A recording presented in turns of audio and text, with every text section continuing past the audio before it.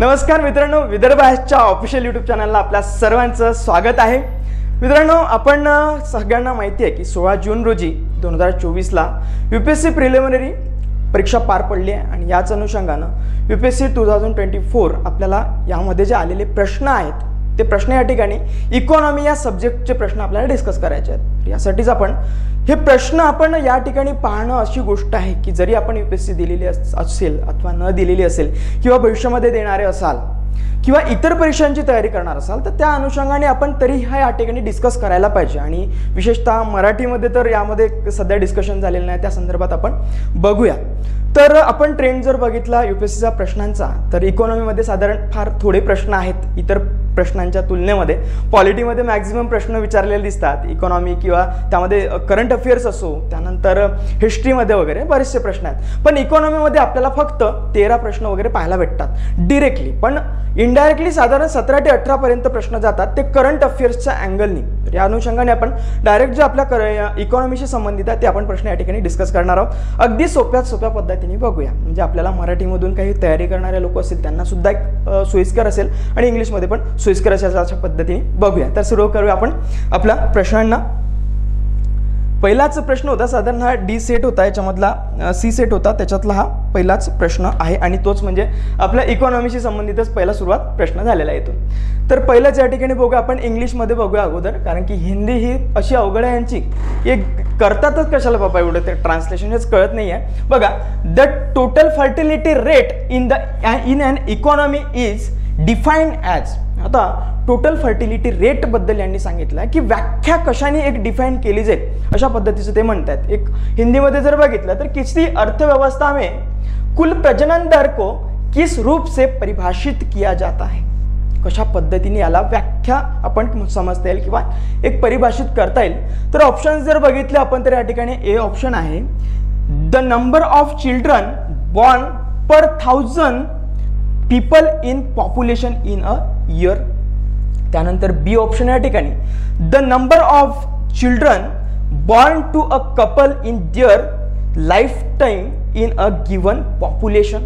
त्यानंतरचा C option आहे आपल्याकडे the birth rate minus death rate. आणि त्यानंतर आहे डी ऑप्शन की the average number of live birth a woman would have by the end of her child bearing age.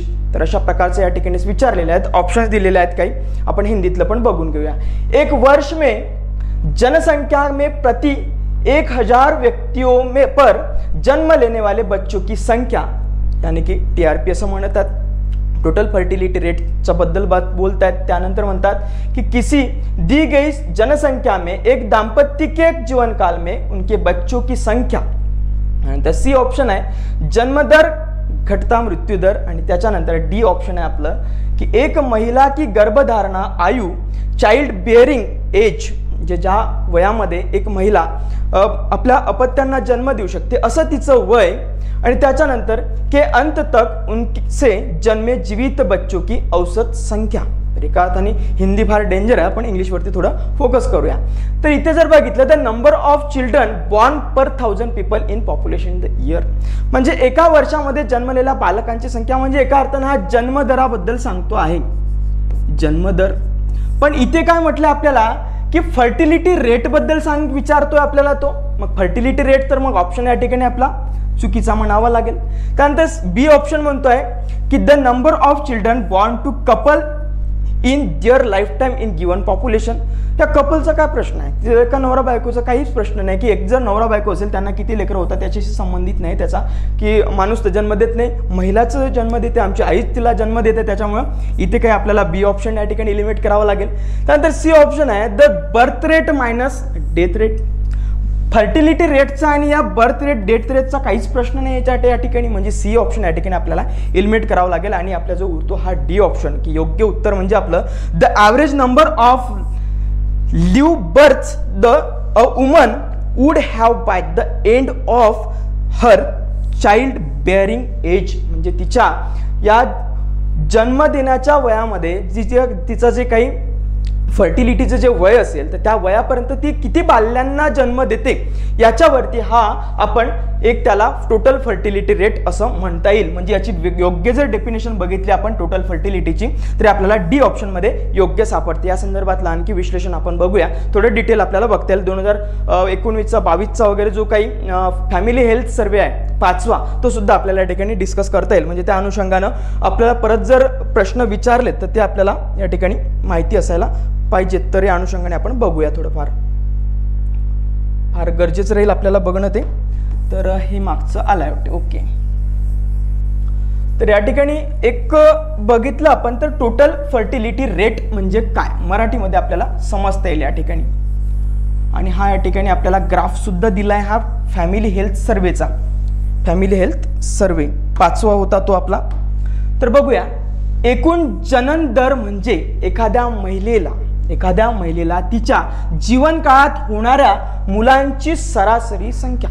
तिला किती मुलं होतात तिच्या जीवनामध्ये, एकूण अशी महिला ज्या आपल्या देशामध्ये असतील सगळ्या त्यांची एकूण सरासरी संख्या हे प्रति महिला मुलांच्या संदर्भात मोजलं जातं असं. तर एक लक्षात, त्याच्यामध्ये डेफिनेशन फार सोपी आहे पण आपल्याला कन्फ्युजन करणारी आहे ती, त्याच्यामुळे आपण जाणीवपूर्वक याच्याकडे बघितलं पाहिजे. एकूण प्रजनन दर म्हणजे सांगितला की एखाद्या महिलेला तिच्या जीवनकाळात होणाऱ्या मुलांची सरासरी संख्या ही आपण माहिती ठेवली पाहिजे.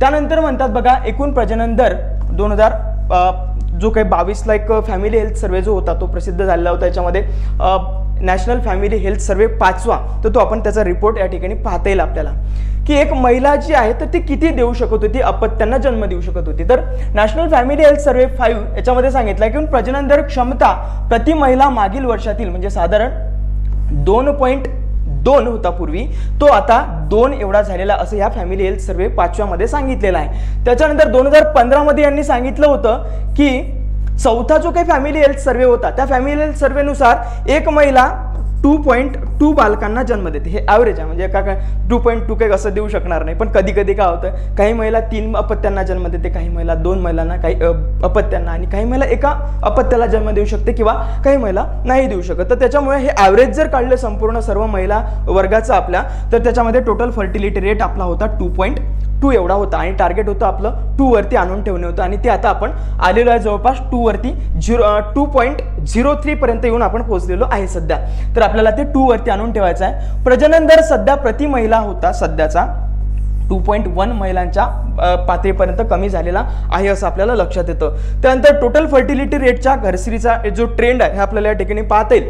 अर्बनमध्ये कसा आहे, त्याच्यानंतर रुरलमध्ये कसा आहे, आणि टोटल जर ॲव्हरेज जर बघितलं देशाचा आपल्या तो आपल्याला कसा या ठिकाणी दिसून येईल. तर बघा, downward trend in fertility rate, कुठेतरी फर्टिलिटी जो रेट आहे आपला हा कमी कमी होतो आहे. तर आपल्याला असं लक्षात येतं. नॅशनल फॅमिली हेल्थ सर्वे हा डार्कमध्ये या ठिकाणी दिलेला आहे. अर्बनमधली जर बघितली आपण तर 2.7% होता नॅशनल फॅमिली हेल्थ सर्वे जो पहिला होता आपला त्याच्यानुसार. त्याच्यानंतर नॅशनल फॅमिली हेल्थ सर्वे 2 नुसार होता या ठिकाणी 2.3 होता. आणि अगदी बघूया नॅशनल फॅमिली हेल्थ सर्वे 5 नुसार जर बघितला 1.6 हा अर्बनचा आहे. हा अर्बनचा आपण लक्षात ठेवला पाहिजे कारण की प्रश्न आपल्याला याच्यावरती येण्याची जास्त शक्यता असतात. मग अर्बन मध्ये आहे 1.6 एवढा टोटल फर्टिलिटी रेट आहे. म्हणजे आता अर्बन एरियामध्ये, शहरी भागामध्ये बऱ्याच कपल्सनी किंवा बऱ्याच आईवडिलांनी ठरवलेलं आहे की आम्ही एकच अपत्य ठेवणार, एकच मुलगी झाली तर मुलगी ठेवतात आणि एकच मुलगा जर झाला तर मुलगा असतात. तर त्याच्यामुळे 2चं या ठिकाणी खर्च वाढायला लागला. आता सगळं काही महागाई वाढल्याच्यानं 2-2चा काही विषय कोणी घेत नाही. तर आता रुरलमध्ये जर बघितलं आपण तर रुरलमध्ये पहिल्या फॅमिली हेल्थ सर्वेनुसार 3.7%. इकडं बघ मशीनच चाललेलं काम होतं. ग्रामीण भागामध्ये लावली मशीन की चालू, म्हणजे महिलेचं आरोग्याचं सुद्धा त्या ठिकाणी व्यवस्था बघितली जात नव्हती. म्हणजे देवाने दिलं राहिलं असं समजलं जायचं. पण आता याच्यामध्ये बघा 3.7% एवढा 3.7 एवढा टोटल फर्टिलिटी रेट होता. म्हणजे त्यानंतर बघा या ठिकाणी आपल्याला दिसतो दुसरा जो फॅमिली हेल्थ सर्वे आहे याच्यामध्ये एकदम ड्रास्टिक कमी झालेलं दिसून येतं, चेंज झालेला दिसून येतो. याच्यामध्ये 3.1% आणि याच्यामध्ये 3 एवढा दिसून येतो. आणि त्याच्यानंतर शेवटचा जो आहे आपला नॅशनल फॅमिली हेल्थ सर्वे 5th या 5th नुसार आहे 2.1% रुरलमध्ये. 2.1% एवढा आहे तो रुरल एरियामध्ये, हे आपण बघितलं पाहिजे.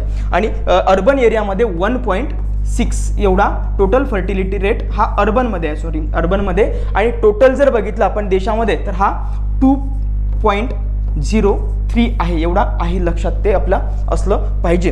त्याच्यानंतर हा ट्रेंड आपल्याला या ठिकाणी पाहता येईल. ग्रामीण भागामध्ये जो 1993 92-93ला जो होता तर आमची पिढीतले आमच्या पिढीमध्ये होता जवळपास 3.7%, कारण की आरोग्याच्या सुविधा नव्हत्या, ते सगळं तुम्हाला माहिती आहे, त्याच्यामुळे ते सगळं जास्तीत जास्त अपत्य जन्म घालायचं असे पद्धत त्यावेळी होती. तर त्यामध्ये आता याच्यात जर बघितलं 2019मध्ये तोच ट्रेंड जर बघितला तर 2.1% येऊन पोहोचलेला होता. शहरी भागातला तर अक्षरशः म्हणजे 2.7% होता तेव्हा 1992-93ला, आणि 1992-91ला जर बघितलं 1.6 आहे. आता याच्यामध्ये सरकारने सुद्धा अनेक काही धोरणं आणली, त्यामध्ये सरकारी नोकरीवरती 2च्या वरती जर तुम्हाला अपत्य असतील तर नोकरी करता येणार नाही हे सगळं असं, किंवा सोयी सुविधा मिळणार नाही असं त्या ठिकाणी होतं. तरी आपल्याला असं लक्षात येतं आपल्याला. ओके, त्यानंतर बघूया. ओके, पुढची स्लाइड. ओके, पुढचा प्रश्न आपण बघूया. याच्या अगोदर बघूया आपण सर्वात महत्त्वाचं म्हणजे आपल्या पुण्याच्या सर्व विद्यार्थ्यांसाठी अत्यंत आनंदाची गोष्ट म्हणजे सागर सरांची अकॅडमी विदर्भ IAS अकॅडमी ही आपल्याला पुण्यामध्ये आता सध्या आहे, आणि ऑफलाईन बॅचेस आपल्या पुण्यामध्ये सर्व होणार आहेत. त्याच्यामुळे सध्या इकॉनॉमीची बॅच सध्या सरांची सुरू आहे पुण्यामध्ये. तर या अनुषंगाने आपण नक्की ती पुण्यामध्ये जर असाल तर ऑफलाईन बॅच सागर सरांची त्या ठिकाणी जॉईन करा. इकॉनॉमीची बॅच सध्या सरांची चाललेली आहे कंबाईनच्या दृष्टिकोनातून. तर बघूया आपण नवीन शाखा पुणे या ठिकाणी आहे सरांची. तर याचा पत्ता आपण बघूया. सरांचा फोटो सुद्धा आहे आणि फार सुंदर सरांचं एक लेक्चर असतं आपल्या सगळ्यांना माहिती आहे, आणि त्यावरती आपण सगळे लोक एक खुश असतोच. त्याच्यानंतर बघूया आपण पत्ता बघूया आपला विदर्भ IAS अकॅडमीचा पुण्याचा पत्ता फार सोपं करून दिला या ठिकाणी बघा, आणि आपल्या सर्वांसाठी सोपं असेल हे, जायला पण सोपं आणि एकदम पत्ता शोधायला पण अगदी सोपं. तर या ठिकाणी पाहता येईल आपल्याला की मार्ग जो बघितला आपण लाल बहादूर शास्त्री मार्ग जो आहे, लाल बहादूर शास्त्री मार्ग, तर या ठिकाणी आपल्याला पाहायला भेटतोय. या मार्गावरून जर आपण बघितलं तर इकडे सद्गुरू बाबा मार्ग लागतोय. सद्गुरू बाबा मार्ग या रोडलाच हा अगदी या ठिकाणी आपली विदर्भ IAS अकॅडमी आहे आपल्याला दिसून येते आहे. सूर्या प्लाझा आहे बघा या ठिकाणी. सूर्या प्लाझा त्याच एरियामध्ये तुम्हाला अगदी तुम्ही गुगल मॅप जरी लावला तर गुगल मॅपवरती तुम्हाला विदर्भ IAS अकॅडमीचं पत्ता मिळून जाईल, किंवा त्या ठिकाणी तुम्ही डिरेक्टली चालले जाल. हा दत्तवाडी रोड इकडे सरळ जातो, आणि अगदी इथे दिसतो तुम्हाला सिंहगड रोड सुद्धा आहे. सिंहगड रोड जातो इकडे असा, आणि हा दांडेकर पूल आहे बघा, आणि इकडे लाल बहादूर शास्त्री चौक अगदी सदाशिव पेठ इथे आहे, आणि हे नवी पेठेमध्ये सगळं आपलं अकॅडमी आहे हे आपल्याला लक्षात असू द्या. आणि नक्की अकॅडमीला भेट द्या, आणि नवीन लोक सगळे जर असाल आपल्याला जर बॅच जॉईन करायची असेल तर नक्कीच विदर्भ IAS अकॅडमीला आपण भेट दिली पाहिजे आणि सगळं काही जाणून घेतलं पाहिजे. सगळं या ठिकाणी मॅप दिलेला तो नक्की बघून घ्या. त्यानंतरचा प्रश्न बघूया आपण या संदर्भात. त्यानंतरचा प्रश्न आहे आपला. ओके,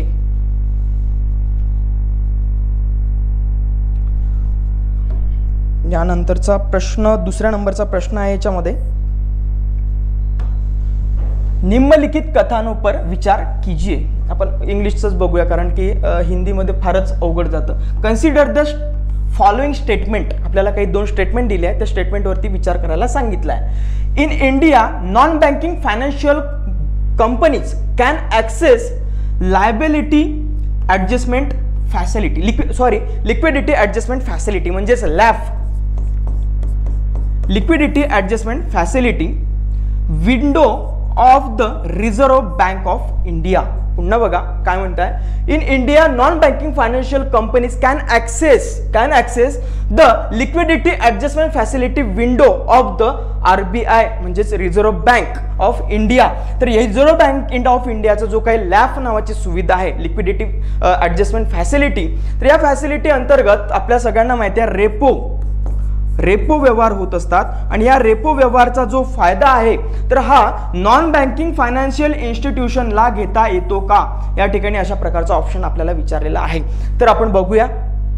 तर लिक्विडिटी ॲडजस्टमेंट फॅसिलिटी जी आहे ती एका अर्थाने जे काही आपला RBI आहे भारतीय रिझर्व्ह बँक, या भारतीय रिझर्व्ह बँकेचं एक महत्त्वाचं एक इन्स्ट्रुमेंट आहे जे की चलन धोरण RBI जाहीर करत असतं. या चलन धोरणामध्येच चलन धोरणामध्ये काही प्रत्यक्ष साधन आणि अप्रत्यक्ष साधन असे 2 साधनं RBIचे आहेत.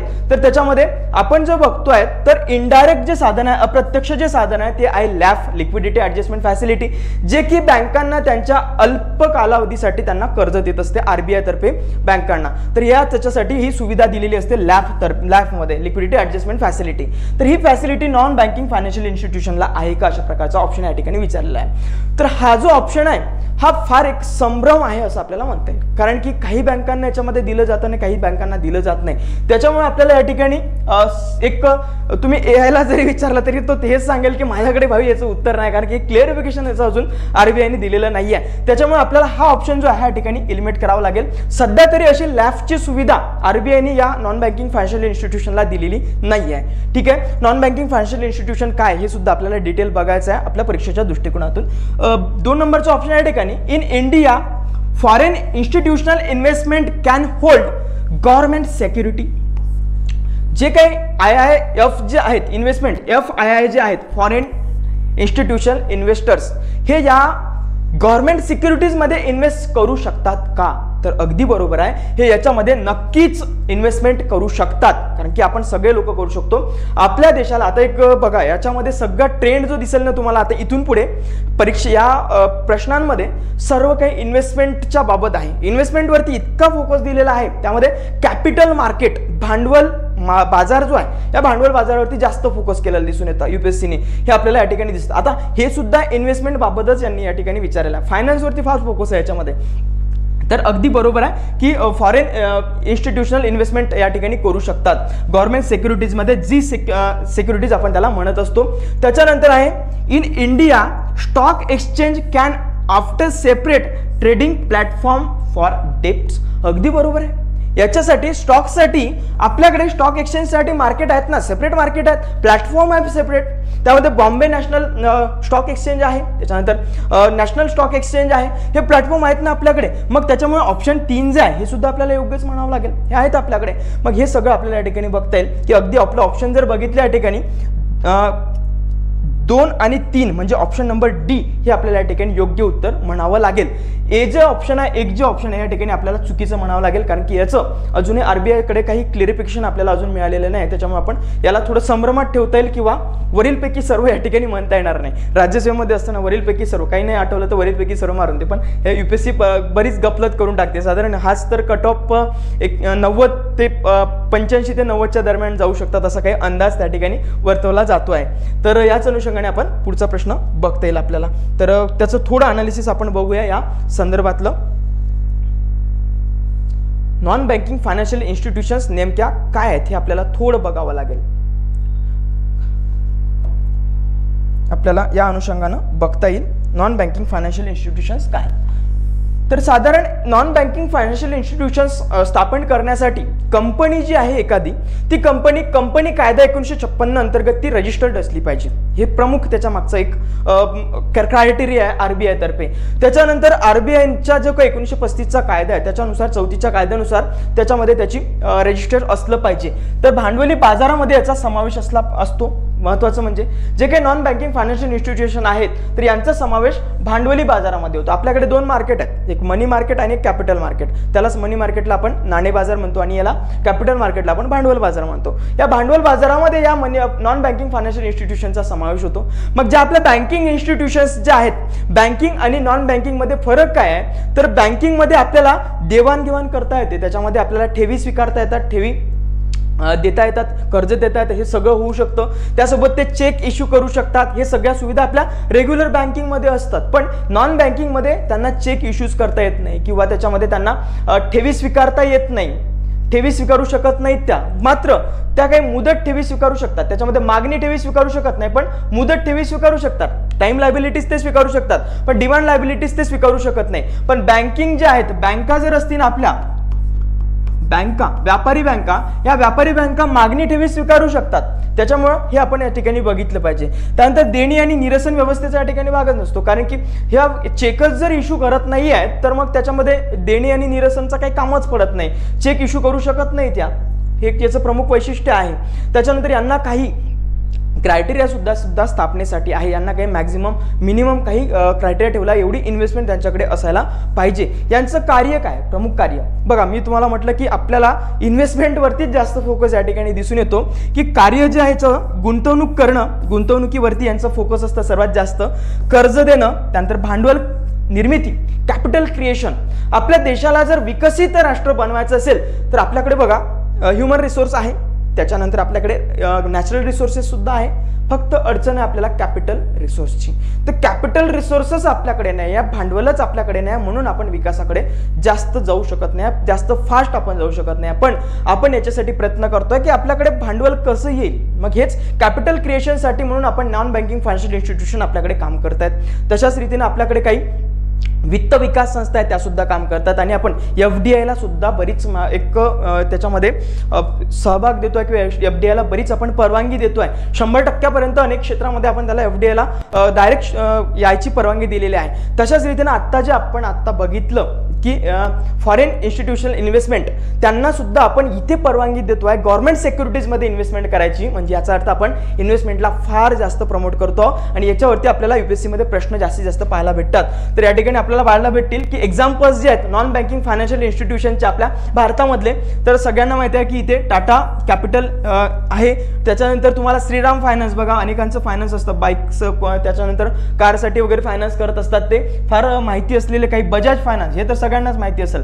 काही मोबाईल घ्यायचा म्हटलं, काय घ्यायचं म्हटलं, कर बाबा बजाज फायनान्स, ठीक आहे. त्याच्यानंतर मुथूट फायनान्स आहे, HDFC फायनान्स सर्व्हिस आहे, आदित्य बिर्ला फायनान्स आहे, महिंद्रा फायनान्स आहे. हे सगळे नॉन बँकिंग फायनान्शियल इन्स्टिट्यूशन्स आहे. याच्यामध्ये तुम्हाला मागणी ठेवी ठेवता येत नाही, म्हणजे सेव्हिंग्स अकाउंट तुम्हाला ओपन करता येत नाही. हे याचं प्रमुख वैशिष्ट्य असं आपल्याला म्हणता येईल. त्यानंतर पुढे बघूया.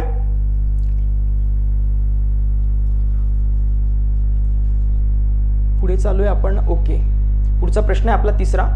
फार महत्त्वाचे प्रश्न आपल्याला या ठिकाणी आहेत, ते आपल्याला डिस्कस करावेच लागणार आहेत. बघूया आपण. भारत में निम्नलिखित में से कौन कॉर्पोरेट बॉन्डों और सरकारी प्रतिभूतियों में व्यापार कर सकते हैं. तर हे आता थोडं हिंदीपेक्षा आपण इंग्लिशवरती जाऊया. In India which of the following can trade in corporate bond and government securities.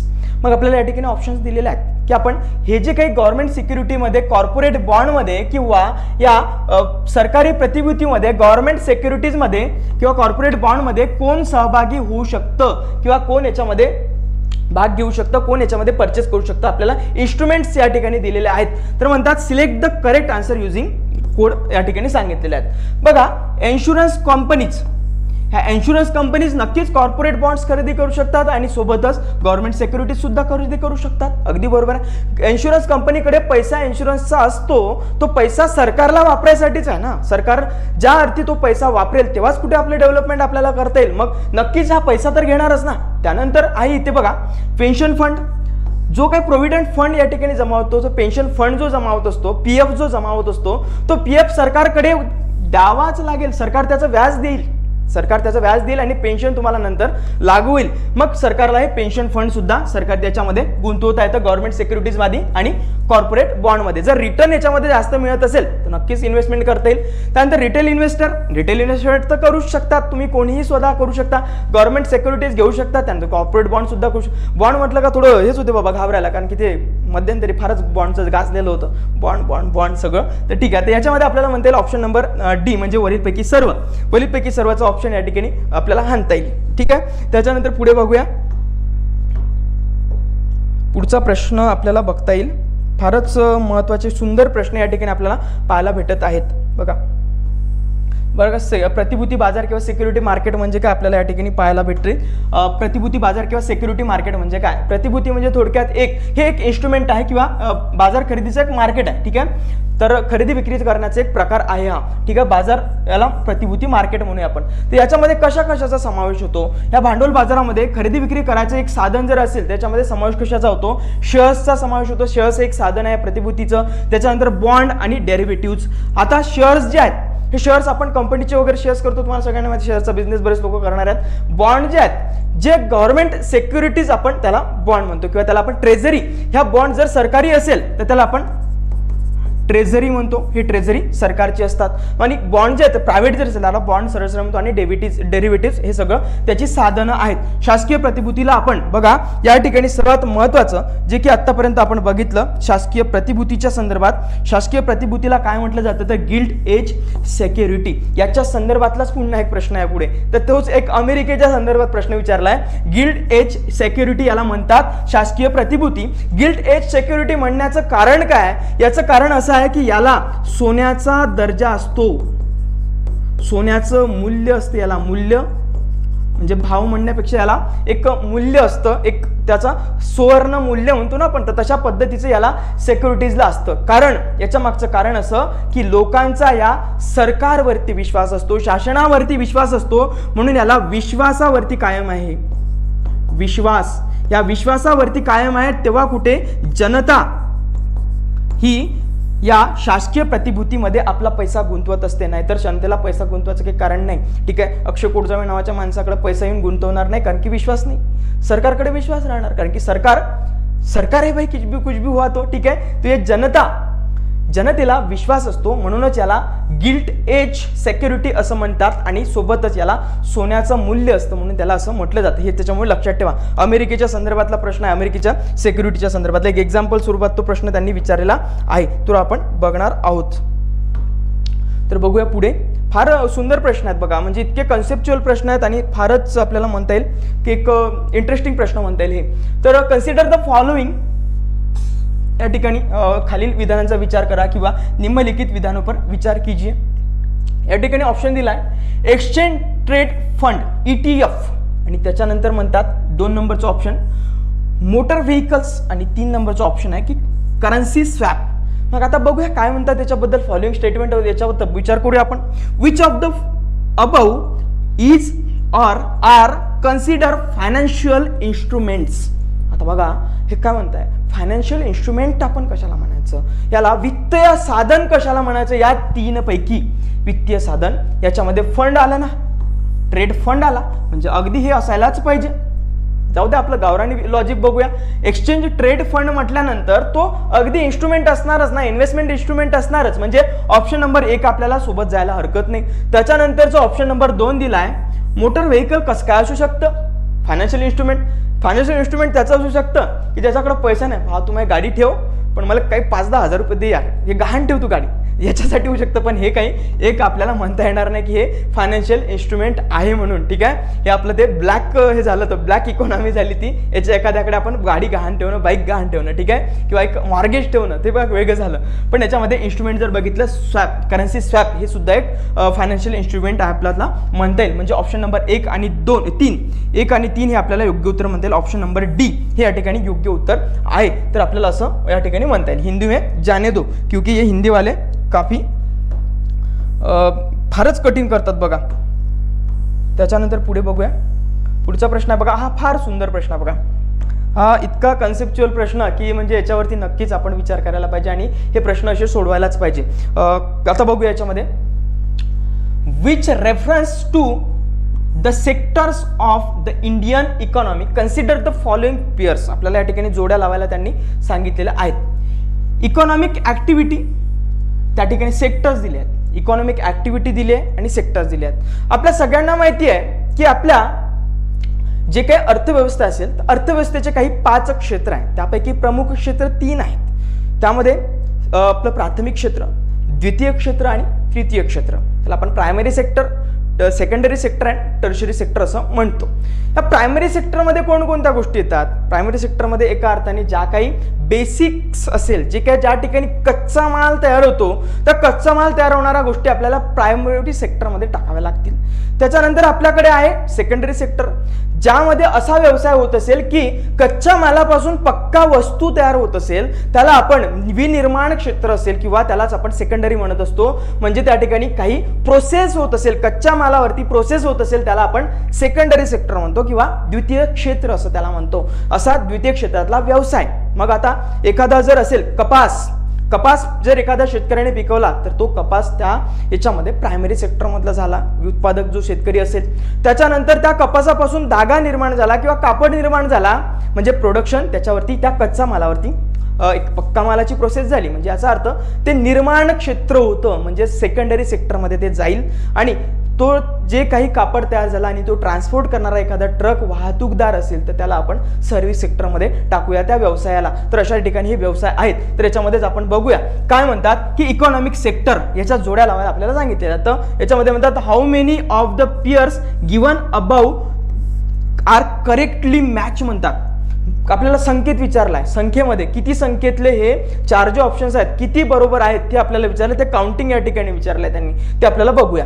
तर sector of agricultural produce, sector of agriculture produce. मग तुम्हाला आत्ताच म्हटलं, कपास पिकवला असेल एखाद्या शेतकऱ्याने, सोयाबीन पिकवलं एखाद्या शेतकऱ्याने, ॲग्रिकल्चरल प्रोडक्ट स्टोरेज म्हणता येते. स्टोरेज जर असेल तर त्या ठिकाणी त्याचं येईल बघा कृषी उत्पादन का भांडार, म्हणजे याचा अर्थ कृषी उत्पादनाचं भांडार आपल्याला म्हणावं लागेल ते टर्शरी सेक्टरमध्ये, टर्शरी सेक्टरमध्ये त्याला टाकावं लागेल, कारण की ते एक सेवा त्याच्यामध्ये दिली जात आहे. आणि त्याच्यानंतर म्हणजे आपल्याला हे ऑप्शन या ठिकाणी एलिमिनेट करावं लागेल. सेकंडरी सेक्टरमध्ये टाकता येणार नाही, कारण की याच्यामध्ये स्टोरेज केलं जात आहे, स्टोरेज उत्पादनाचं भांडारण केलं जात आहे, म्हणजे गोडाऊनची सुविधा दिली जात आहे, एक स्टोरेज दिला जात आहे. कोल्ड स्टोरेज जर असेल, एखादं उत्पादन केलं, एखाद्या शेतकऱ्याने संत्रा पिकवला किंवा टोमॅटो पिकवलेत, ते टोमॅटो पिकवून एखाद्या स्टोरेज हाऊसला किंवा कोल्ड स्टोरेजला नेऊन ठेवले, तर म्हणजे याचा अर्थ तो कोल्ड स्टोरेजवाला त्याला सर्व्हिस देत आहे ना, मग ते सर्व्हिस जर आहे ती सेक्टरमध्ये जाईल. ठीक आहे. त्याच्यानंतर आहे डेअरी फार्म. डेअरी फार्म आपण नेहमी टाकतो याला प्रायमरी सेक्टरमध्ये, अगदी बरोबर आहे डेअरी फार्म, कारण की कच्चा माल तिथून तयार होत आहे. डेअरीमध्ये म्हणजे दूध जे आहे, गाईचं दूध असेल, म्हशीचं दूध असेल, तर ते प्रायमरी सेक्टरमध्ये कच्चा माल आहे, तो दूध म्हणजे कच्चा माल आहे, म्हणजे याचा अर्थ आपल्याला इथे टाकावं लागेल प्रायमरी सेक्टर. अगदी बरोबर आहे. त्यानंतरचं ऑप्शन आहे 3 नंबरचं ऑप्शन की मिनरल एक्सप्लोरेशन, मिनरल एक्सप्लोरेशन. आणि त्याच्यानंतर आहे इथे वेविंग क्लॉथ्स, म्हणजे आता या ठिकाणी म्हणतात की कापड बुनाई, म्हणजे कापडाचं एक त्याच्यामध्ये विणणं, कापड विणकर हे कशामध्ये येतात, तर याच्यामध्ये आपल्याला टाकावं लागेल सेकंडरी मध्ये टाकावं लागतं. आता मिनरल एक्सप्लोरेशन जे आहे तर याला सुद्धा आपण कशात टाकत असतो, प्रायमरी सेक्टरमध्ये टाकत असतो. जे काही कच्चा माल आहे, मिनरल्स, खनिजांचं संशोधन, खनिजांचं उत्खनन, हे सगळं आपण त्याला प्रायमरी सेक्टरमध्ये टाकतो, म्हणून याला आपण टर्शरी म्हणता येणार नाही, तर याला प्रायमरी सेक्टरमध्ये टाकावं लागेल. म्हणून या ठिकाणी 3 जो ऑप्शन आहे या ठिकाणी एलिमिनेट करावा लागेल. म्हणजे ऑप्शन नंबर या ठिकाणी आपल्याला म्हणता येईल हा 2 नंबर आणि हा 4 नंबर, म्हणजे 2 ऑप्शन आपले योग्य आहेत. म्हणजे या ठिकाणी ओनली 2 म्हणावं लागेल. ऑप्शन नंबर बी हे आपलं योग्य उत्तर या ठिकाणी म्हणता येईल. त्याच्यानंतर पुढे चालूया, पुढचा प्रश्न बघूया आपण. फारच सुंदर प्रश्न या ठिकाणी विचारलेला, हा सुद्धा याच्यानंतरचा प्रश्न फारच छान आहे बघा, फार विचार करणारा लावणारे हे प्रश्न या ठिकाणी आहेत. हे तर आपल्याला भेटतात बघा, काय म्हणतात, which reference to physical capital, which reference to physical capital in India, in Indian economy consider the following pairs. आपल्याला या ठिकाणी जोड्या लावा पुन्हा विचारले आहेत त्यांनी, तर आता पुन्हा त्या ठिकाणी विचारतात की कोणतं करेक्ट आहे, किती करेक्ट आहे ते आपल्याला काउंटिंग सांगायचं या ठिकाणी.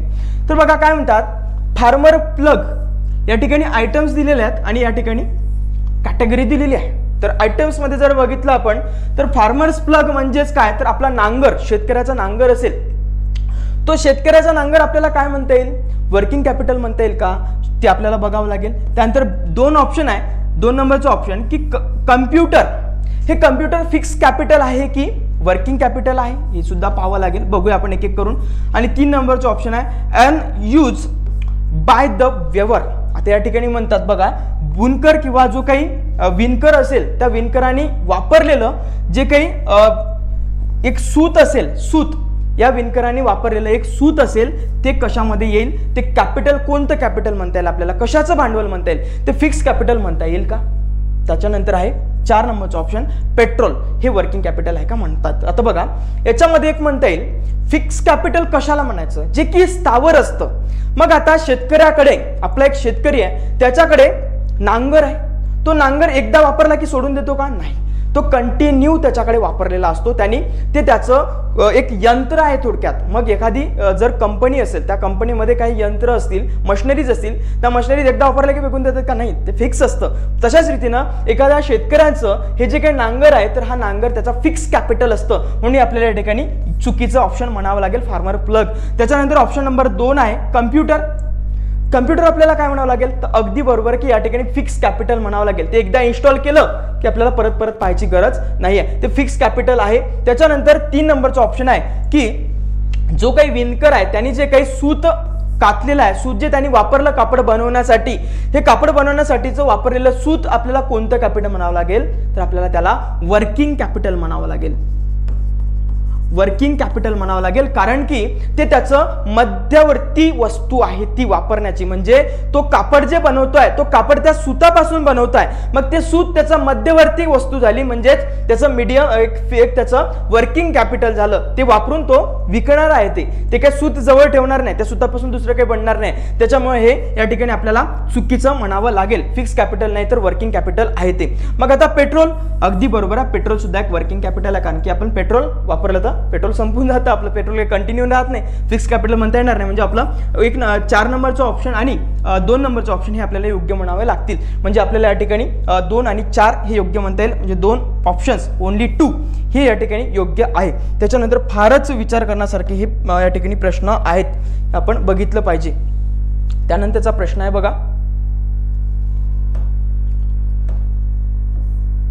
त्यानंतरचा प्रश्न बघूया की with reference to the rule or rules imposed by the Reserve Bank of India while treating foreign bank, consider the following statement. काय म्हणतात की विदेशी बँकों के साथ व्यवहार करते समय, विदेशी बँकांसोबत व्यवहार करताना भारतीय रिझर्व्ह बँक द्वारे अधोरेखित नियम, जे काही नियम तयार केलेले असतील आरबीआयने, ते नियम संदर्भ में याच्या संदर्भात आपल्याला प्रश्न विचारलेले आहेत विदेशी बँकांच्या संदर्भात. काहीच नाही याच्यामध्ये, फारच सोपं आहे बघा. There is no minimum capital requirement for wholly owned banking subsidiaries in India. काय म्हणतात या ठिकाणी, सरळ सरळ म्हणताय हा मिनिमम कॅपिटलची गरजच नाही म्हणतात, रिक्वायरमेंटच नाही म्हणतात. असं कसं होऊ शकेल? मग येऊन मग कोणी बँकेत टाकायचं सबसिडी, त्याच्यात काही त्याच्या काय म्हणू आपण शाखा टाकणार, कोणी टाकणार शाखा, सबसिडरीज म्हणतात. शाखा टाकण्यासाठी त्यांना काहीतरी लागेल, मॅक्झिमम मिनिमम काही ना काही अमाऊंट त्या ठिकाणी त्यांना असावी लागेल कॅपिटल म्हणून. मिनिमम नो अमाऊंट बनताय, म्हणजे आपल्याला या ठिकाणी इथेच आपल्याला एलिमिनेट करावं लागेल ऑप्शन, म्हणजे एक ऑप्शन या ठिकाणी चुकीचा आहे. त्याच्यानंतर म्हणतात for wholly owned banking subsidiaries in India at least 50% of the board members should be Indian nationals. म्हणजे भारतीयांचा याच्यामध्ये 50% भारतीयांचा समावेश असला पाहिजे या बोर्ड मेंबरवरती, असं म्हणतात. अगदी बरोबर आहे, भारतीयांचा समावेश असायला पाहिजे. विदेशी बँकेबाबत काही करून करायची उद्या असं नको व्हायला, म्हणून आपण त्यामध्ये करत याच्यामध्ये सहभाग असतो. म्हणजे आपल्याला हे एक ऑप्शन जे आहे ते आपल्याला चुकीचं म्हणावं लागेल आणि 2 नंबर ऑप्शन हे योग्य म्हणावं लागेल. ओनली 2 हे आपलं बरोबर आहे या ठिकाणी. त्यानंतर पुढे चालूया. पुढचा प्रश्न आहे आपला, फारच सुंदर प्रश्न आहेत बघा. त्याच्यानंतरचा प्रश्न बघूया. With reference to corporate social responsibility, CSR बद्दल हा प्रश्न आहे बघा.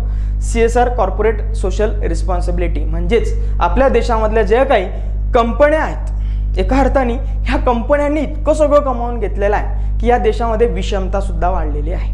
ही विषमता सुद्धा आपल्याला कमी करायची आहे. त्याच्यानंतर आर्थिक संधी सर्वांसाठी निर्माण करायची आहे. याच्यामुळे काय होत आहे की कॉर्पोरेट सेक्टर हे विशिष्ट पर्टिक्युलर एका सेक्टरलाच मोठं करण्यामध्ये गुंतलेले आहेत. पर्टिक्युलर एकच घराणं मोठं होताना आपल्याला दिसत आहे. आपला विकास आपला होत नाही. आपल्या जे काही प्रायोरिटी सेक्टर्स आहेत त्याच्यामध्ये काही गरिबी असो, काही दारिद्र्य असो, त्याच्यामध्ये बेरोजगारी, ह्या सगळ्यांसाठी आपल्याला कार्य करायचं आहे. कृषी आहे आपलं, याच्यासाठी सुद्धा काम करायचं आहे. तर याच्यासाठी पॅरलल एक व्यवस्था, गव्हर्नमेंटला पॅरलल एक व्यवस्था आपण निर्माण केली, याला CSR कॉर्पोरेट सोशल रिस्पॉन्सिबिलिटी. म्हणजे जे काही कंपनी ओनर असतील किंवा कंपन्या असतील यांनी जो काही नफा कमवलेला आहे त्या नफ्याच्या तुलनेमध्ये त्यांना काहीतरी शासनासाठी किंवा त्यांना काहीतरी आपले जे काही समाज आहे या समाजावरती त्यांना खर्च करावा लागेल, असा कायदाच आपण 2013ला असं पारित केलं. त्याच्यामध्ये कंपनी ऍक्ट 2013 अंतर्गत आपण ती तरतूद केलेली आहे CSR फंडची. त्याच्यामध्ये यांना फंड हा द्यावा लागतो, 2% त्यांना बुक प्रॉफिटच्या त्याच्यामध्ये खर्च करावा लागतो.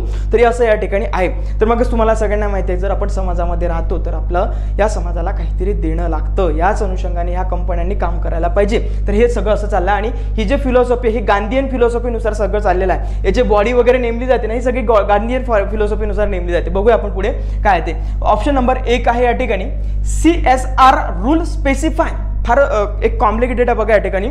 CSR rules specify that expenditure that benefit the company directly on it's employee will not be consider as CSR activity. अगदी बरोबर आहे. तिथं काम करणारे जे काही कामगार असतील त्यांच्यावरतीच कंपनी एखादा सामाजिक खर्च करत असेल तर तो कसा काय पकडला जाणार तिथे. अगदी या ठिकाणी बरोबर आहे ऑप्शन नंबर 1 की या ठिकाणी CSR फंड मध्ये जे काही निर्दिष्टित हे जे आहे रूल्स स्पेसिफाईड जे केले आहे that is that expenditure that benefit the company directly or it's company will not be consider as a social responsibility असं या ठिकाणी म्हणतात. ऑप्शन नंबर 1 अगदी बरोबर आहे. त्यानंतर CSR rule do not specify minimum spending on CSR activity अगदी चुकीचं आहे.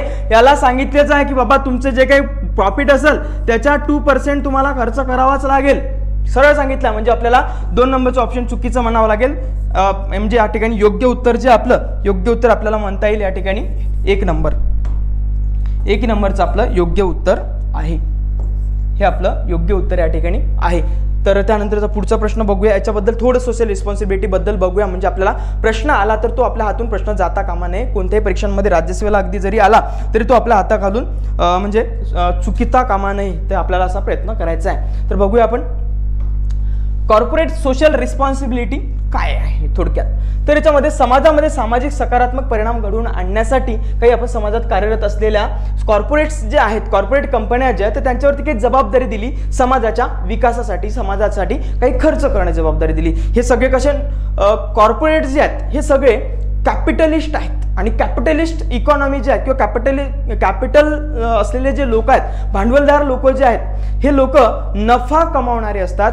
त्याच्यामध्ये प्रॉफिट ओरिएंटेड हे काम करत असतात. मग ज्या ठिकाणी नफा येतो त्या ठिकाणी कल्याण येत नाही. तर त्याच्यामुळे आपल्याला भारताला काय करायचं आहे या ठिकाणी एक समाजवादी समाज रचना लोकशाही समाजवादी समाज रचना निर्माण करायची आहे. तर याच्यासाठी आपल्याला अशी व्यवस्था निर्माण करावी लागेल की हे जर एका बाजूला विषमता निर्माण होत असेल तर समानता निर्माण करण्यासाठी किंवा एका अर्थाने काहीतरी कल्याण करण्यासाठी आपल्याला ह्या CSR फंड आपल्याला निर्माण करावे लागले आहेत हे या ठिकाणी लक्षात येतं. मग आता संकल्पनेचा आधार काय बघा. भारतातील CSR ट्रस्टशिप जी आहे ती गांधीवादी संकल्पनेवर आधारित आहे आणि त्याच्यामध्ये विश्वस्त तत्वज्ञान त्यानंतर महात्मा गांधींनी मांडलेले जे काही सामाजिक आर्थिक तत्वज्ञान आहे हे याच्यामध्ये आधार आपल्याला दिसून येतो. सामाजिक आर्थिक तत्वज्ञानाचा आधार आहे. हे एक साधन प्रदान करते ज्यामध्ये बघा जे गांधीजी काय म्हणायचे जे श्रीमंत लोक आहेत त्यांनी ट्रस्टचे एक विश्वस्त बनलं पाहिजे श्रीमंत लोकांनी आणि त्यांनी श्रीमंत लोकांनी त्याच्यामध्ये काही पैसा खर्च करून समाजासाठी खर्च करायला पाहिजे. तो पैसा समाजासाठी कल्याणासाठी एक खर्च केला पाहिजे किंवा लोकांची काळजी घेतली पाहिजे. गरीब लोकांची असेल इतर लोकांची असेल हे असं गांधींचं तत्व होतं. CSRची जी तरतूद आहे तर ती कंपनी कायदा 2013 मध्ये करण्यात आलेली आहे. तर याच्यामध्ये तरतूद अशी केलेली आहे त्यांनी बघा की कलम आहे याच्यामध्ये 135(1) याच्या अंतर्गत ही तरतूद केली आहे आणि याच्यावरती या कलमावरती प्रश्न आपल्याला बरेचदा पाहायला भेटतात. CSR समिती याच्यामध्ये स्थापन करायची असते आपल्याला. मग याच्यामध्ये कंपन्यांना कोणत्या कल्पनांना लागू होतं हे सुद्धा महत्त्वाचं आहे. सर्वच कंपन्यांना लागू होईल का तर नाही. ज्या काही मोठ्या कंपन्या आहेत व्यवसायाची निव्वळ त्याची मालमत्ता जी आहे त्यांची 500 कोटी रुपयाची किंवा त्याहून अधिक असेल 500 कोटी किंवा त्यापेक्षा जास्त असेल प्लस असेल त्यांना हे लागू होणार आहे. त्यानंतर कंपनीची वार्षिक उलाढाल जी आहे तर ती 1000 कोटी किंवा त्यापेक्षा जास्त असेल तर उलाढाल टर्नओव्हर यांची 1000 कोटीच्या वरती असेल किंवा प्लस असेल तर तेव्हा कुठे त्यांना लागू होईल ते 1000 कोटी आणि त्याच्यापेक्षा जास्त किंवा त्याच्यापेक्षा जास्त याच्यामध्ये त्यांना लागू होईल. म्हणजे 1000 कोटी ज्या कंपनीचं त्यांचं एक टर्नओव्हर असेल त्यांना नक्कीच लागू होईल. ठीक आहे आणि त्याच्यावरच्यांना होईलच. कंपन्यांचा निव्वळ नफा जो आहे हा 5 कोटी असेल किंवा त्याहून अधिक असेल त्यांना सुद्धा लागू होईल. आणि याच्यामध्ये काय मग CSR कंपन्यांना प्रत्येक आर्थिक वर्षात त्यांच्या सरासरी निव्वळ नफ्याच्या किमान 2% त्यांना खर्च करायचा असतो. त्यांचा जो निव्वळ नफा होतो नेट प्रॉफिट असतं त्यांचं. नेट प्रॉफिट तुम्हाला माहिती आहे घसारा वजा करून नेट प्रॉफिट निघत असतं. तर त्या नेट प्रॉफिटच्या त्यांना 2% खर्च करावा लागतो. तो सामाजिक कार्यावरती खर्च करावा लागतो. मग तुम्हाला दिसतं रिलायन्स फाउंडेशन कशासाठी सामाजिक कार्यासाठी CSR त्यांचा रिलायन्सचा CSR असेल तर तो त्या ठिकाणी खर्च होईल रिलायन्स फाउंडेशनमध्ये. टाटा ट्रस्ट त्या ठिकाणी निर्माण झालेलं दिसून येते. टाटाचं जे काही युनिटमधले जे काही प्रॉफिट असेल त्यांचं तर ते टाटा त्या ठिकाणी टाटा ट्रस्टमध्ये खर्च टाकतात पैसा आणि तो सामाजिक कार्यासाठी खर्च केला जातो. त्यानंतर हे सगळं यामध्ये आपल्याला पाहता येईल. त्यानंतरचा पुढचा प्रश्न बघूया आपला.